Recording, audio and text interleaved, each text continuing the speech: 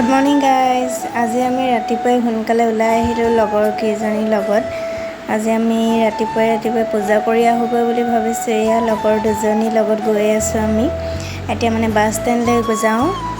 Guys এতিয়া আমি finally Dakshineswar gate পাই গ'লো আৰু যিহেতু বাছত অহা এইবিলাক দেখাব নোৱাৰিলো কাৰণ বহুত ভিৰ আছিলে ন বাছত, সেইকাৰণে ডাইৰেক্ট মানে ইয়াতে ভিডিঅ'টো ষ্টাৰ্ট কৰিলো।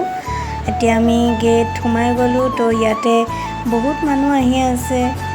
তো বহুত দিনৰ পৰা আহিম বুলি কিনে ভাবি আছিলোঁ, টাইম মিলা নাছিলে। আজি ফাইনেলি আহি গ'লো, বহুত ভাল লাগিছে মনটো। এয়া আহি গ'ল দক্ষিণেশ্বৰ মেইন গেটখন ওচৰত, যিহেতু ইয়াতে ওম নিচিনাৰ কাৰণে ইয়াতে লিখা অঁকা আছে। ইমান ধুনীয়া লাগিছে পৰিৱেশটো। মানে ইয়াতে মই এবাৰ আহিছিলোঁ, যিহেতু ভিতৰত মই পূজা কৰিব যোৱা নাছিলোঁ। তো এবাৰ বহুত বছৰৰ মূৰত আকৌ আহিলোঁ, বহুত ভাল লাগিছে। আপোনালোকেও আহিব বিচাৰে যদি আহিব পাৰে মন্দিৰত। আৰু আজি আমি ভাল দিন এটাত আহিলোঁ, যিহেতু শনিবাৰে পূজা কৰে ইয়াতে। তো আমি সেইকাৰণে আজি শনিবাৰ মানে ভবা নাছিলোঁ যে এইটো দিনতে আহিম বুলি কিনে। তো যিহেতু এনেকৈ কয় ন, ভগৱানৰ ওচৰত যাম বুলি ক'লে যে যাব নোৱাৰি, ভগৱানে নিজে এদিন হ'লেও লৈ যায়।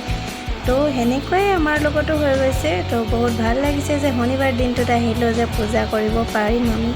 তো শনিবাৰে বহুত ভিৰ হৈ আছে। এয়া আমি গৈ আছোঁ এতিয়া বৰ্তমান আমি তিনিজনীৰ সৈতে, আৰু যিহেতু বাকী কোনো মানে আমি তিনিজনী। ফাইনেলি আজি আমি কলকাতা দক্ষিণেশ্বৰ মন্দিৰৰ ভিতৰত সোমাই আছোঁ। মন্দিৰৰ ভিতৰত মানে গেটৰ ভিতৰত সোমাই আছোঁ।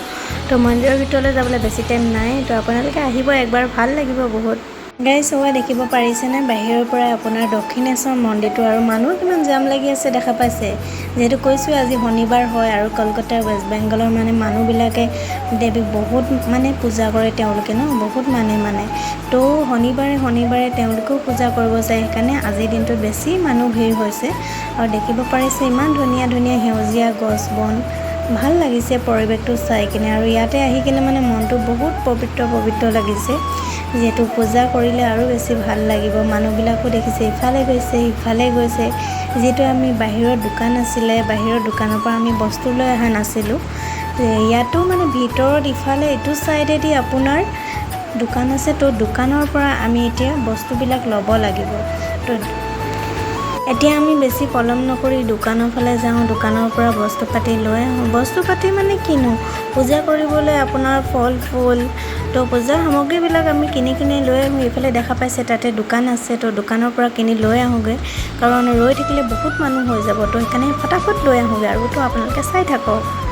গাইজ দেখা পাইছে মূৰত যে মই চৰ্ণিখন লৈ আছোঁ, কিয় জানিছে? কিমান ৰ'দ দিছে, মানে বহুত বেছি ৰ'দ দিছে। তো মানে আপোনাৰ খালী ভৰিয়ে ৰাস্তাটো থিয় হ'ব নোৱাৰে, এনেকুৱাই ৰ'দ দিছে। তো সেইকাৰণে মাথাত এখন লৈ লৈছোঁ।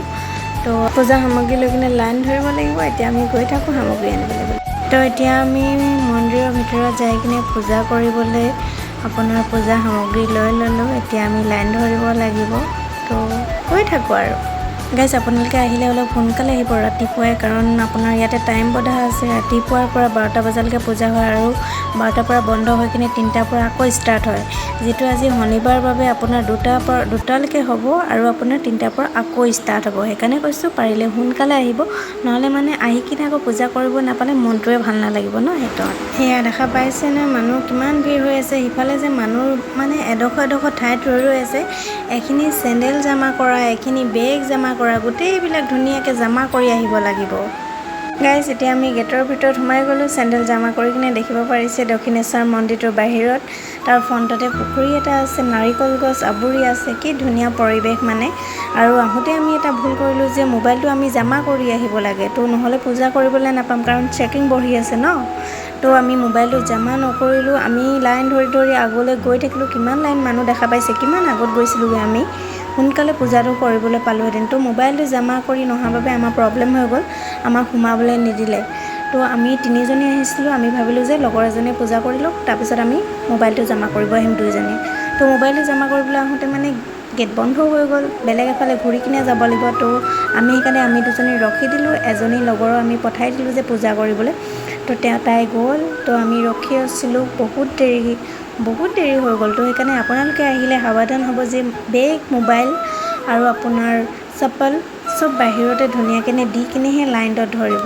গাইজ ফাইনেলি আমি পূজা কৰিব পালোঁ। পূজা কৰি কিনে এতিয়া বাহিৰলৈ ওলাই আহিলোঁ। ওলাই আহিলোঁ। মন্দিৰৰ পাছফালে বৃহৎ নদী এখন আছে, সকলো গৈ আছে তাতে। আৰু মন্দিৰৰ ভিতৰত যিহেতু মোবাইলটো এলাউ নাই বাবেতো দেখাব নোৱাৰিলোঁ।